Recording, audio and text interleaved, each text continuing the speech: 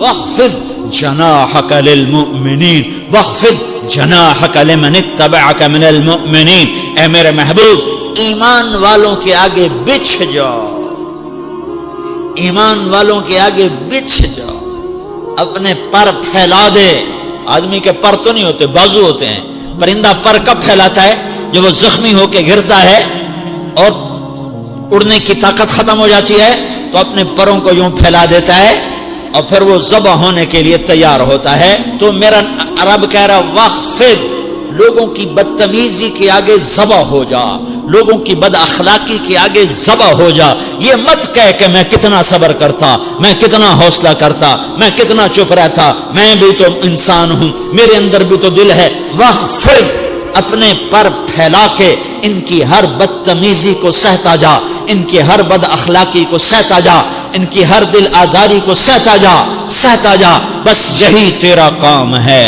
قربان جاؤں اتنے عالی اخلاق کے باوجود اللہ اتنی تاکید کے ساتھ حکم سناتا ہے کہ اپنے پر پھیلا دے، زخمی پرندے کی طرح ذبح ہونے کے لیے تیار ہو جا، ان کی ہر بدتمیزی کے آگے آہ نہ کر لبوں کو سی، عشق ہے دل لگی نہیں، سینے پہ تیر کھائے جا، آگے قدم بڑھائے جا، یعنی زبان حال سے کہہ دے کہ ہاں ستائے جا۔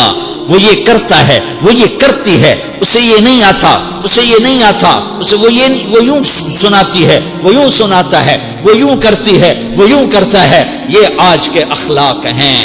کوئی آنکھ ایسی نہیں ہے جو خوبیاں ڈھونڈے، جس آنکھ کو دیکھو اس میں دور بینے فٹ ہیں عیب پکڑنے کے لیے۔ کاش کوئی آنکھ ہوتی جو خوبیاں دیکھتی، کوئی زبان ہوتی جو خوبیاں بولتی۔ ہائے ہائے، اللہ درجے بلند کرے سعید احمد خان رحمت اللہ علیہ۔ مولانا سعید احمد خان، ایک شخص میری زندگی میں آیا،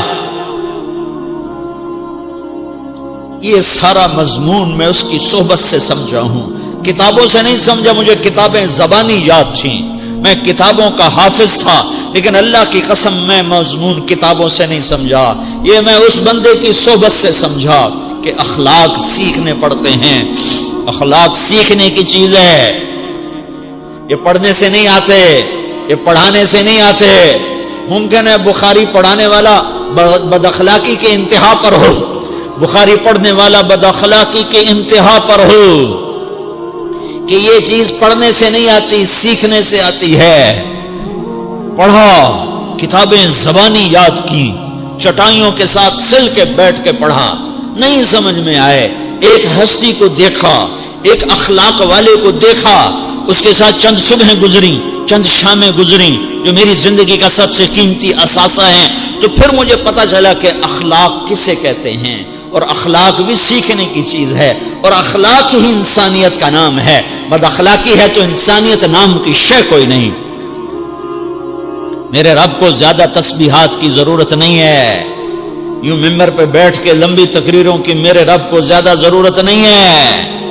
بچھ جاؤ، پٹ جاؤ، مٹ جاؤ، لٹ جاؤ، اور اللہ کے دربار میں اونچا مقام پالو۔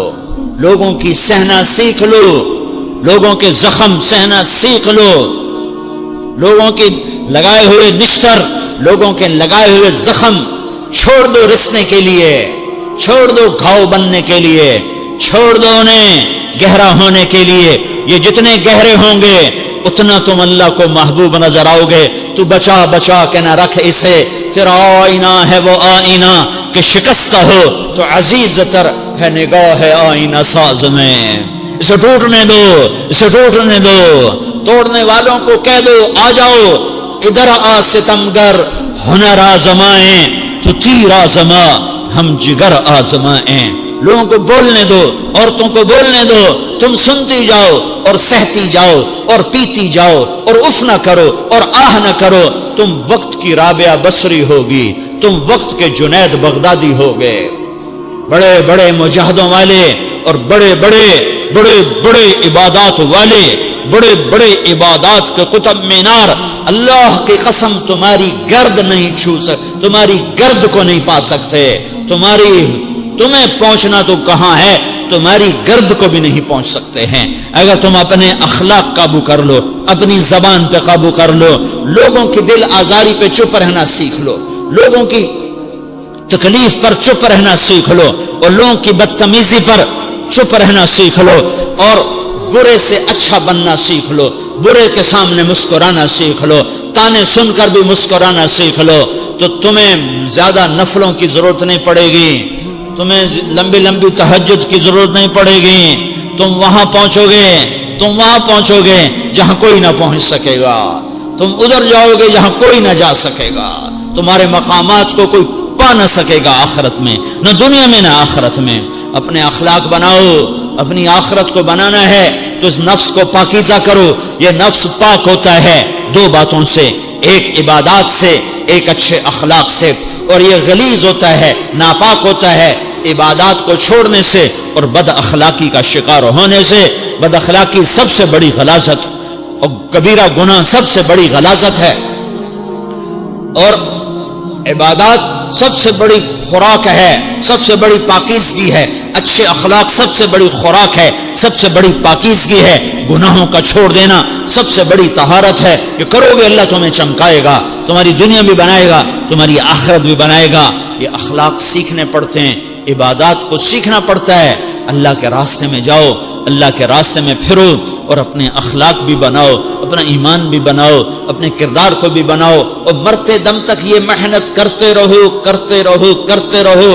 کرتے کرتے موت آ گئی تو جو ادھورا پن ہے اللہ دور کر دے گا، جو ادھورا پن ہے اللہ دور کر دے گا.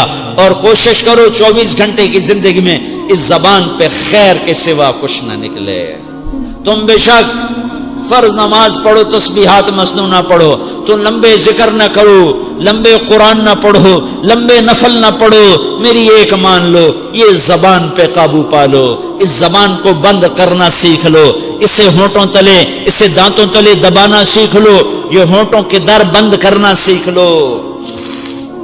یہ مدرسے کے طلبہ نظر آ رہے ہیں، ان کو شیطان کوئی دعوت دے گا شراب پیو، ان کو کوئی شیطان دعوت دے گا کہ جوا کھیلو، ان کو دعوت دے گا غیبت کرو، ان کو دعوت دے گا فلاں کی برائی کرو، ان کو دعوت دے گا اس کے عیب ڈھونڈو اور اس کو چسکے لے لے کر بیان کرو. یہ اس گناہ کی مار دیتا ہے، اس میں ایسی مار دیتا ہے کہ نمازیں صاف ہو جاتی ہیں، عبادات صاف ہو جاتی ہیں، علم صاف ہو جاتا ہے، تبلیغ صاف ہو جاتی ہے. ہمارے استاد مولانا زار شاہ صاحب رحمۃ اللہ علیہ ہمیں فرمایا کرتے تھے، جب وہ کبھی غیبت کی نفرت بٹھاتے تو فرمایا کرتے تھے تم سب سے زیادہ کمائی کرنے والا طبقہ ہو طلبۃ العلم، لیکن ایک بول بول کر ساری کمائی پہ پانی پھیر دیتے ہو. تو میرے بھائیوں چاہے دین والے ہو چاہے دنیا والے ہو، مدرسے والے ہو کالج والے ہو، ایک عبادت کو بناؤ، ایک اپنے اخلاق کو بناؤ تو اللہ تمہارے ساتھ ہے. دنیا بھی تمہاری ہے، آخرت بھی تمہاری ہے. اگر اللہ کو ساتھ نہ لیا اور اس نفس کو پاکیزہ نہ کیا تو یہ جہان بھی برباد ہے، اگلا بھی برباد ہے. اسے پاک کرنے کی نیت آج سے نیت کرو کہ اسے انشاءاللہ پاک کرنے کی کوشش کریں گے. تو نیت کرتے ہو سارے کہ اسے پاک رکھنا ہے. کبھی کوئی دھبا لگ جائے لگتا رہے گا انسان جو ہے تو فوراً دھونے کی، جیسے کرتے پہ دھبا لگ جائے تو فوراً دھونے کی کوشش کرتے ہیں، اسے دھونے کی کوشش کرو. آنسوؤں کا پانی بس بڑے سے بڑے داغ کو دھونے کے لیے آنسوؤں کا پانی چاہیے، اور زیادہ پانی بھی نہیں چاہیے. ایک مکھی کے سر کے برابر تمہاری آنکھوں کے کٹوروں میں آنسو تیر گیا جو صرف تمہارے اندر کو تر کر گیا، باہر نہ نکل سکا. تمہاری آنکھ اتنی بخیل ثابت ہوئی کہ تمہیں آنسو کا ایک قطرہ نہ دے سکی، لیکن اتنا دے دیا کہ تمہارے کنارے بھیگ گئے. تو تمہارے بڑے بڑے داغ اللہ دھو کے صاف کپڑا تمہیں ہاتھ میں پکڑا دے گا، تمہارے ہاتھ میں پکڑا دے گا. تو جب ہو جائے توبہ کرو، جب ہو جائے آنسوں سے صاف کرو. آنسو نہیں نکلتا تو آہوں سے صاف کرو. تمہاری آہیں بھی اسے صاف کر دیتی ہیں، تمہارے آنسو بھی اسے صاف کرتے ہیں، تمہاری آہیں بھی اسے صاف کر دیں گی. تم کہتے ہو جی دل بڑا سخت ہے، آنسو نکلتا ہی نہیں، تو تم کچھ آہ ہی بھر دو اللہ کے آگے، تو وہ بھی تمہیں کہاں سے کہاں پہنچا دے گی. تو میرے بھائیوں اس کی نیت کرتے ہو نا، پچھلی پر توبہ کرو، پچھلی پہ توبہ کرو، پچھلی پر توبہ کرو، اگلی صحیح گزارنے کی نیت کرو، تو توبہ کی بھی نیت کرتے ہو تو کہو یا اللہ میری توبہ، پھر کہو یا اللہ میری توبہ، پھر کہو یا اللہ میری